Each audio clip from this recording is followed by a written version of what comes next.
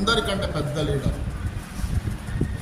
అయితే ఆయన ఏం చేశాడంట, నిన్న ఎలక్షన్ బూత్లో కూర్చున్నాడు. నీ బతుకు కదా ఆడు చెప్పిండంట. ఎవరు పెద్దోడు చెప్పిండంట. ఏమని చెప్పిండంట, మీరు పాస్టర్ కదా, మీరు ఇట్లాంటి దాంట్లలో ఉండకూడదు కదా అని చెప్పిండంట. చెప్తే వింటురా, ఆయన అన్నాడంటే ఉండొచ్చు అన్నాడంట.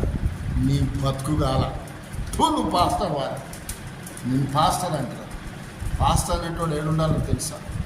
వింటురా, ఎప్పుడు దేవుని మందిరంలో ఉండాలి, దేవుని సేవలో ఉండాలి. వింటురా, దేవుని యొక్క సన్నిధిలో గడపాలి. నువ్వు పోయి బూత్లో కూర్చోవడం, 50,000 తీసుకోవడం దేనికి? 50,000 తీసుకొని ఎవరికి పంచావు కదా? అట్లా తీసుకోవచ్చాను. వస్తే ఇవ్వండి, రాజకీయ నాయకులు ఇస్తే సంతోషం. ఇస్తే ఏదైనా దేవుని పనిలో